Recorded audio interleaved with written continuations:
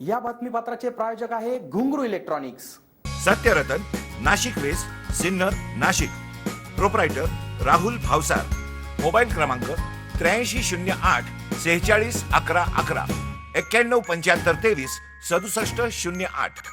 गेल्या हंगामातील दुष्काळ व अतिवृष्टी अनुदानासह पंतप्रधान किसान सन्मान योजनेचा लाभ न मिळालेल्या शेतकऱ्यांच्या वाढत्या तक्रारी लक्षात घेता सोमवार दिनांक 9 मार्च रोजी आमदार माणिकराव कोकाटे यांनी सिन्नर पंचायत समितीत अधिकारी व कर्मचारी यांची बैठक घेत विविध समस्यांवर चर्चा केली।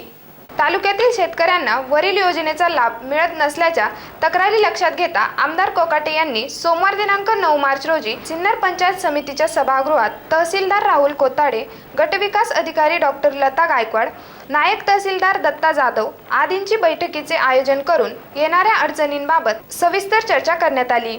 यावेळी राष्ट्रवादी काँग्रेसचे तालुकाध्यक्ष बाळासाहेब वाघ, जिल्हा परिषद सदस्य सीमंतिनी कोकाटे यांसह शेतकरी वर्ग उपस्थित होता।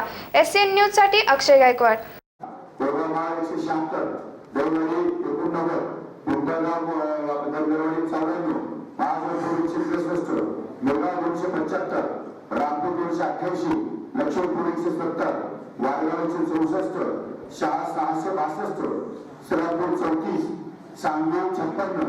योगाव 57, योगाव म्हणजे 2980 लोकांचा प्रॉब्लेम आहे की रक्कम आहे 2 कोटी बाद करणार, बरोबर आहे ना? दिवसाला एक वार द्या, लोकांना वार देऊन द्या 8 दिवसामध्ये, त्यानंतर बोलवा आणि जे जे करायचं ते जागेवर बसून करा ना। हे सगळं तुम्ही एक माणसाला सांगणार, एक माणूस गावाची यादी घेऊन येणार, तो करेक्शन करेल, पुन्हा तो तलाठ्याकडे देईल, तलाठी तहसीलदारकडे देईल, तहसीलदार परत तुम्हाला कळवेल। या प्रोसेस का करता तुम्ही? जागेवर का नाही घेतली पटकन? तुम्ही असं करा, एक दिवस घ्या तुम्ही असं लोकांना ज्याची अडचण येईल ना, किती नाव आहे त्याची मला सांगा। सिन्नर तालुक्यामध्ये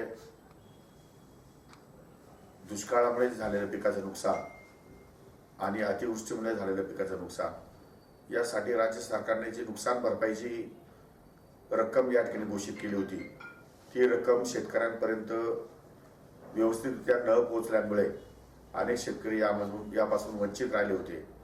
त्यामुळे अनेक गावांमधल्या शेतकऱ्यांची सातत्याने मागणी होती की या संदर्भात आमचे पैसे आमच्या खात्यावर वर्ग होत नाही आणि म्हणून आज संपूर्ण शेतकऱ्यासोबत माननीय तहसीलदार आणि त्यांच्या संबंधित अधिकाऱ्यांबरोबर तलाठी आणि सर्कल यांच्याबरोबर बैठक घेण्यात आली आणि त्या ठिकाणी बँकेच्या काही अधिकाऱ्यांचे ICICI बँकेचे अधिकारी आहेत त्यांच्याबरोबर बैठक झाली।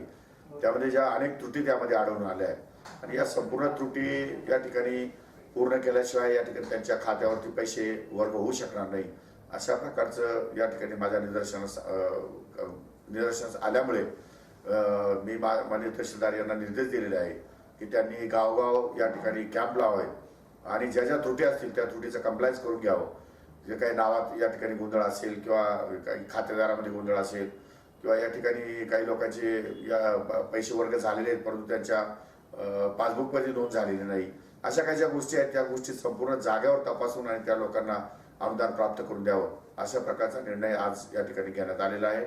एवढ्या 8-10 दिवसामध्ये तहसीलदार संपूर्ण दौऱ्याचा एक संपूर्ण भागाचा एक चार्ट तयार करेल, दौरा तयार करेल आणि त्या दौऱ्याप्रमाणे गावगाव जाऊन स्वतः सर्कल अधिकारी, बँकेचे अधिकारी आणि ग्रामपंचायतीचे विस्तार अधिकारी वगैरे या सगळ्या लोकांना बरोबर घेऊन जाऊ।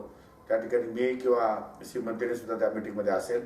त्यामुळे शेतकऱ्यांचे प्रश्न जागच्या जागी कसे सुटतील आणि त्याला तिथेच अनुदान कसं मिळेल हा प्रयत्न आमचा राहणार आहे। त्या दृष्टिकोनातून लगेच 8 दिवसाच्या आत हे दौरे सुरू होतील, गावगाव कॅम्प लागतील आणि शेतकऱ्यांचे पैसे शेतकऱ्यांच्या नावावर या ठिकाणी वर्ग होतील। त्या दृष्टीने मी लक्ष देऊन आहे आणि सतर्क आहे, लवकरात लवकर त्यांचे पैसे वर्ग करण्यात येतील।